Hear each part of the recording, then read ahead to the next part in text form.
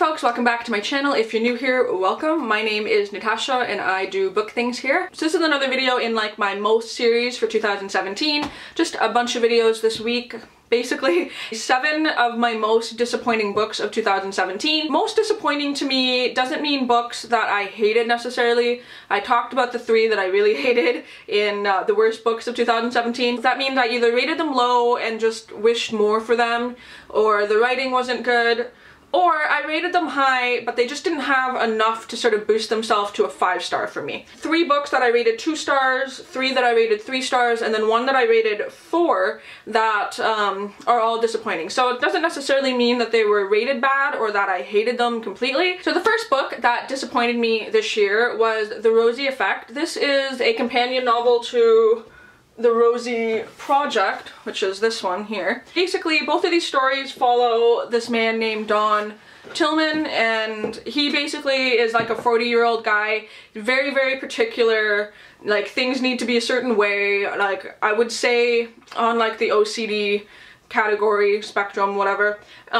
Just very, very particular, and it talks about in the book that he might be on the autism spectrum as well, although he isn't diagnosed himself. It's just people talking about the fact that he could be autistic. Here's the thing, the first book was okay. It wasn't my favorite book, but I got something from it. But going from The Rosie Project to The Rosie Effect, you know what happens at the end of the book obviously means that there's a second book. So to me, it was like the second book was just kind of like, well, I know exactly what's going to happen here. What you know is going to happen happens in like the very beginning of the book, and then you're left with, you know, 300 more pages. This is a 400-page book. You're left with 300 more pages of, well, naturally it's not going to be like happy ending kind of book.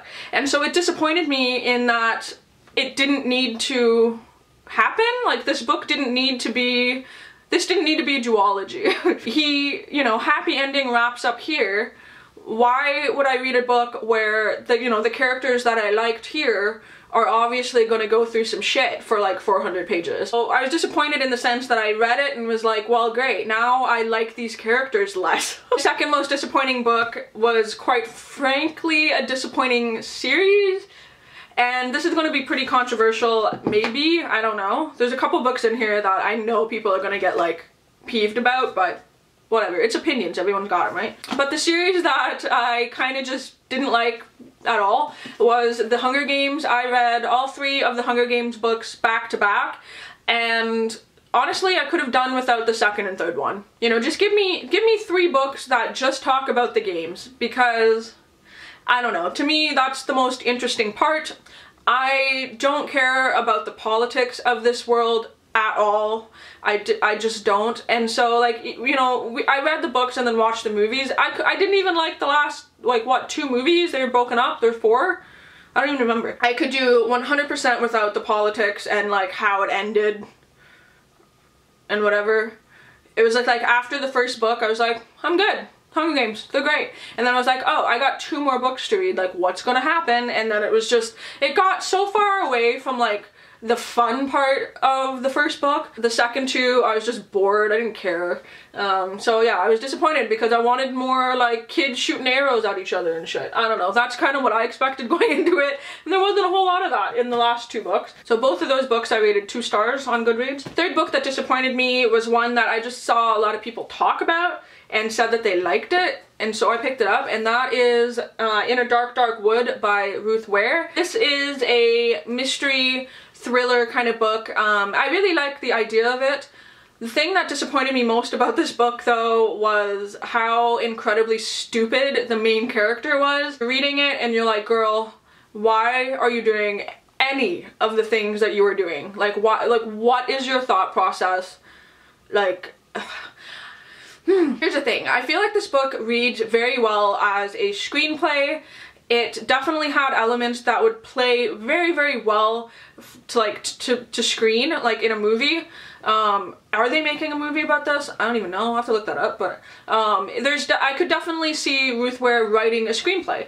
There's elements of this that I went, ooh, that's really spooky, what's gonna happen? But then you have this dumb main character where it's like, please leave this situation. You have every resource available to just leave.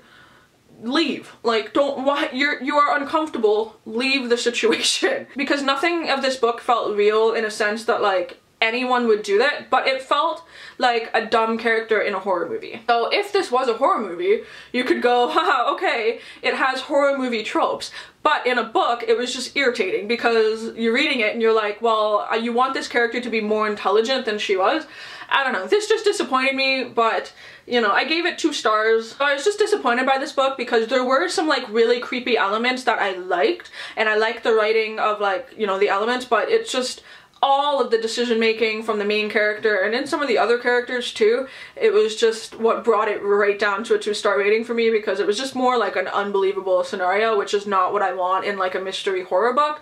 I want something that's like a little bit more like, okay, this is what a human being would do in this situation. A human being like myself would get into my car and drive the fuck away. Like, you know, no surprise if you've watched my last couple of videos.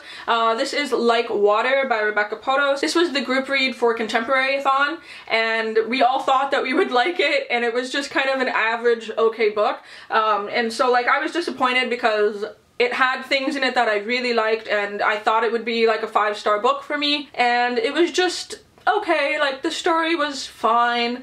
The thing that really brought this down though for me and really disappointed me was the love interest in this.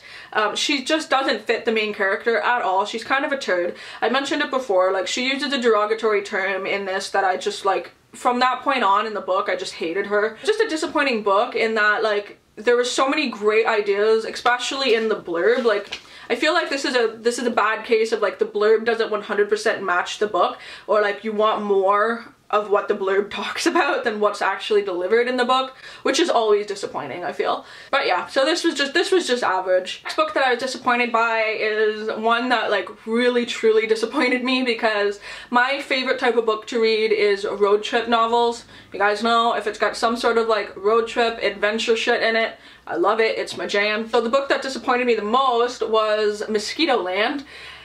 And the thing is that this had so many great ideas. Like, oh my god, the inner cover is like my favorite inner cover of a book of all time. It has like such fun characters, and all of this is in the book, it all applies.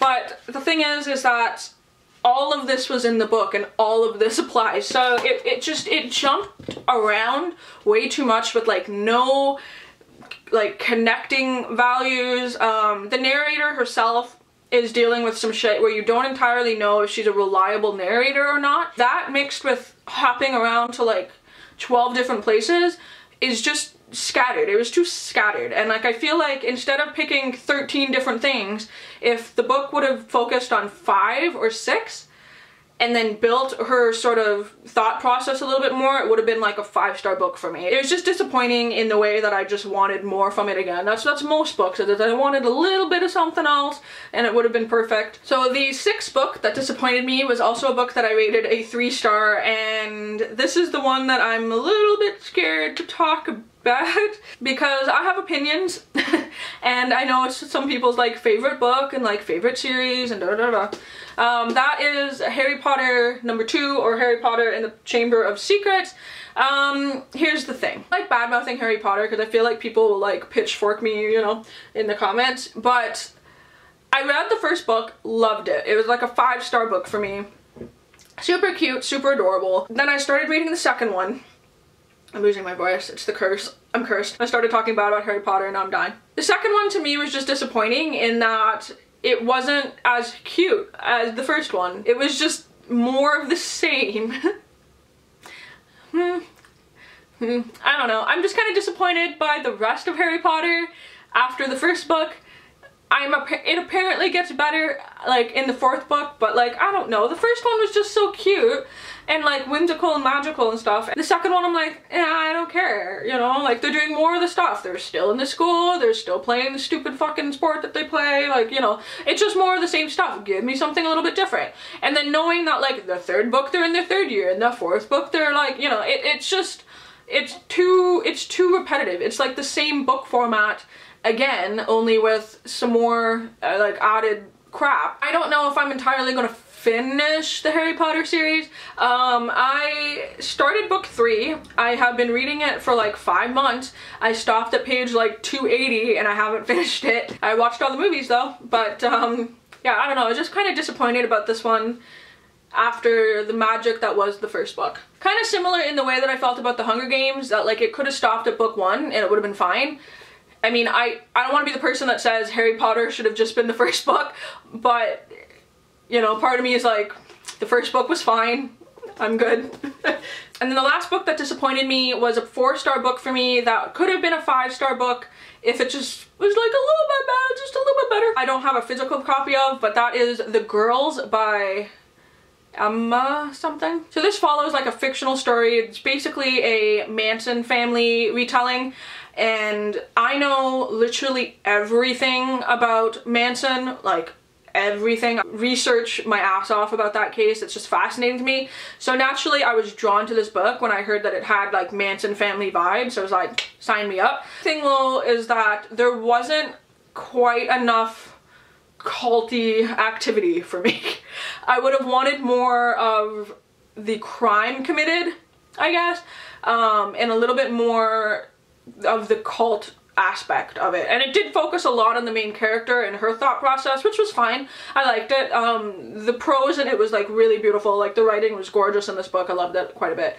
But I wanted more wanted more gruesomeness. Naturally, you know, I like my horror books and stuff, and so I wanted it to be like a little bit more like eek eek, and it really wasn't. That's why I didn't like this as much. I literally turned back like I was about to put my library copy in. I'm a crazy person. Anyway, those 7 books were my most disappointing books of the year for various reasons. I like talking about disappointing because I still got something from the book and I didn't full on hate it. It sort of opens up that discussion of like what could have made this book better. I do hope you guys like this video. Let me know your opinions down below. I have opinions. I welcome opinions in my comments. You know, let's have a conversation about it. Let's try not to argue.